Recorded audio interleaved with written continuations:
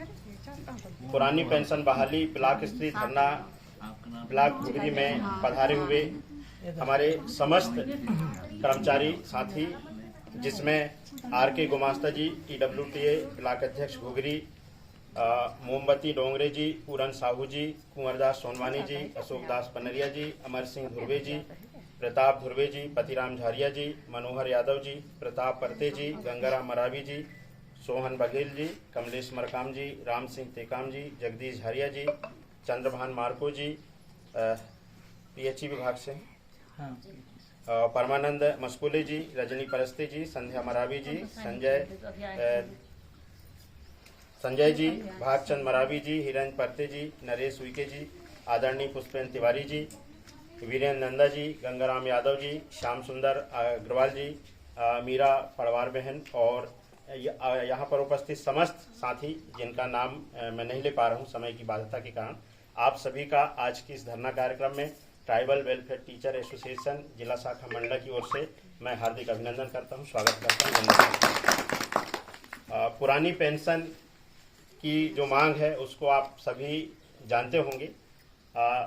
दो छोटा सा बिल्कुल कम शब्दों में हम उसको जानना चाहेंगे कि पुरानी पेंशन अर्थात रिटायरमेंट के समय जो हमारी अंतिम वेतन होती है, उस अंतिम वेतन का आधा पैसा हमको पेंशन के रूप में मिलती है, उसको हम पुरानी पेंशन कहते हैं। और जो अंतिम वेतन मान लो 80,000 है हमारा रिटायरमेंट में, तो 80 का आधा 40,000 हमको पेंशन मिलेगी और वो 40,000 फिक्स नहीं होती, हर 6 महीने तो वह पेंशन भी बढ़ती और धीरे धीरे वह 40 पता चला कि हम रिटायरमेंट के बाद 20 साल 25 साल तक जीवित रहे तो वह 40,000 65,000 70,000 तक भी पहुंच सकती है। लेकिन सरकार 2005 के बाद यह पुरानी पेंशन व्यवस्था को बंद कर दी और न्यू पेंशन स्कीम NPS लागू की। जब लागू की थी उस समय शासन ने इसके नियम को नहीं बनाया और बहुत प्रचार प्रसार की शासन, हमको भी लग रहा था कि नाम से new pension scheme, national pension scheme, बहुत बड़ा अच्छा पेंशन होगा, अच्छी पेंशन मिलेगी, अच्छा स्कीम होगा। लेकिन उस समय हमारे साथी रिटायर नहीं हो रहे और जब अभी रिटायर हो रहे हैं तब उसका हम परिणाम देख रहे हैं कि 2,000 2,500 अभी तक मध्य प्रदेश में 3,000 NPS से अधिकतम पेंशन बनी, इससे अधिक पेंशन नहीं बनी। तो ये बहुत ही दुखदायी है हमारे लिए कि हम 3,000 4,000 में कैसे अपना गुजारा कर पाएंगे। बुढ़ापा का समय, उस समय जब हमारा शरीर बहुत दुर्बल रहेगा, अनेक बीमारियों से हम ग्रसित रहेंगे और ऐसे समय में जब हमको कम से कम 5 से 10,000 की तो महीने में दवाई लगेगी और ऐसे समय में हमको पेंशन पर्याप्त नहीं मिलेगी, 4-5 हज़ार में हम गुजारा नहीं कर पाएंगे। यही पीड़ा है हमारी। एक दूसरी NPS में जो पेंशन बनती है, मान लो वो NPS के तहत आपकी 1,500 या 2,000 पेंशन बनी, वह हर 6 महीने की महंगाई भत्ते में नहीं बढ़ेगी, आपके मरते दम तक वह 2,000 ही रहेगी। एक सबसे बड़ी विडंबना है। NPS में GPS सिस्टम नहीं है। ग्रेजुएटी जो रिटायरमेंट के समय 16.5 महीने की तनख्वाह एक साथ हमको मिलती है, जिसमें 10 लाख 15 लाख 20 लाख रुपए मिलती है, वो भी इसमें नहीं है। परिवार पेंशन नहीं है NPS में। तो ये NPS को तो हम यही कहेंगे कि ये न्यू पेंशन स्कीम नहीं है, इसका तो हम सीधा साधा अर्थ निकालते हैं कि नो पेंशन स्कीम, जिसमें कोई पेंशन नहीं, ये NPS। और इसके दूसरे तरफ हम देखते हैं कि हमारे जो जनप्रतिनिधि है, नेता है, मुख्यमंत्री, प्रधानमंत्री, सांसद, विधायक है, वो पुरानी पेंशन ले रहे हैं। एक बार विधायकी का एक पेंशन, 2 बार विधायक की दूसरी पेंशन, सांसद बन गए तो उसकी तीसरी पेंशन, मंत्री बन गए तो उसकी पेंशन, 3-3 4-4 पेंशन। और अभी वर्तमान में यदि विधायक है, सांसद है, तो उसकी तनख्वाह 1 लाख 1.5 लाख, इस तरह से वो चलते।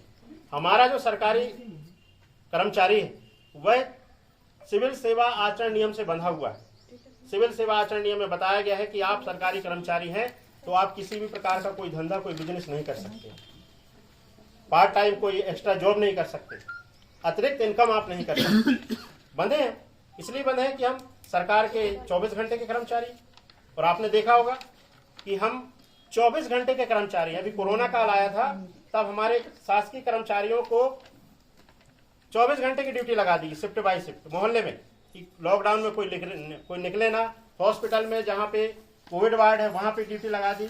और आपने, हम सबने, स्वास्थ्य विभाग के साथियों ने, शिक्षा विभाग के साथियों ने, राजस्व के, कहने का मतलब है कि सरकारी कर्मचारियों ने अपने हथेली में मौत को रखकर सेवा की।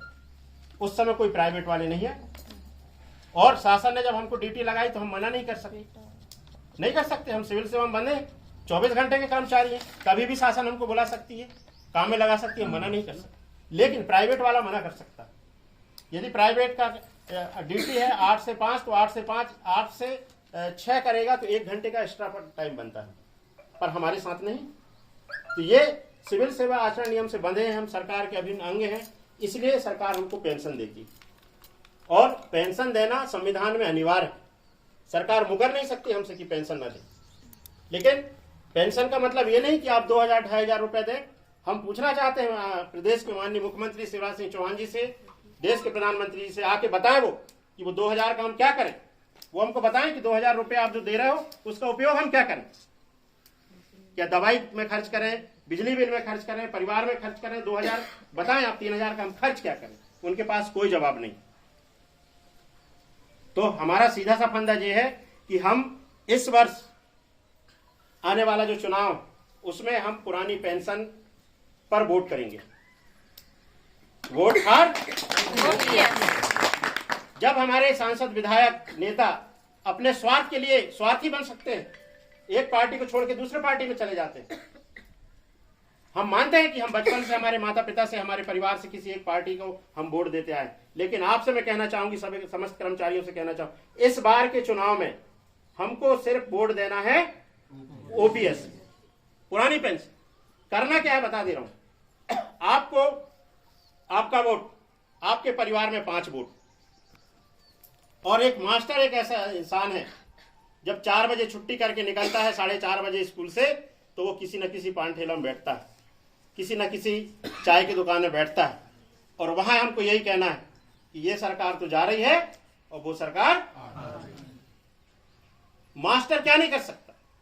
हमारे हाथ में ईवीएम मशीन है, पूरा चुनाव हम संपन्न कराते हैं। उस समय मतदान केंद्र के अंदर कोई भी आ जाए, किसी का नहीं चलता। एक मजिस्ट्रेट पावर हमारे अंदर होता है। सरकार को हम स्पष्ट बता देना चाहते हैं कि इस बार हमको पुरानी पेंशन चाहिए। ये कौन सा महीना है? मार्च, अप्रैल, मई, जून, जुलाई, अगस्त, सितंबर, अक्टूबर, नवंबर। माननीय मुख्यमंत्री महोदय जी से हाथ जोड़कर करबद्ध निवेदन करके बहुत विनम्रता के साथ हम आग्रह करते हैं कि आने वाले 8 महीने आपके पास हैं। इन 8 महीने में आप यदि बहाल नहीं किए तो 8 महीने बाद निर्णय हम करेंगे कि सरकार कौन होगा। और हम कर्मचारियों के साथ हमारा परिवार है, हमारा रिश्तेदार भी हमारे साथ। आप बताएं अपने ससुर को कि हमको एनपीएस मिल रही, सास को बताएं, अपनी साली को बताएं, और साली तो जिया जी की हर बात मानती। आप अपने साले साहब को बताएं, आपके पूरे रिश्तेदारों को बताएं, और उनको भी मालूम है कि हमारा जो रिश्तेदार है वह कौन सी नौकरी में, और उनको बताएं अभी एनपीएस नहीं मालूम, उनको नहीं मालूम कि हमको कौन सी पेंशन मिलने वाली, उनको बताएं और बोलें कि इस बार हम जैसा कहें आपको हमारे पेंशन के लिए वोट दें। एक उनको ये भी बोलें आपके रिश्तेदार को कि आपका बच्चा जिसको पढ़ा रहे हैं आप सरकारी स्कूल में, पूछना उससे क्या सरकारी नौकरी नहीं करा। हर माँ बाप चाहता है कि उसका बच्चा सरकारी नौकरी करे, और वो जब सरकारी नौकरी में आएगा तो उसको भी पुरानी पेंशन नहीं मिलेगी। क्या मिलेगी? एनपीएस। एक किसान का बेटा भी आज सरकारी नौकरी में आता है, एक विधायक का बेटा भी सरकारी नौकरी में आता है।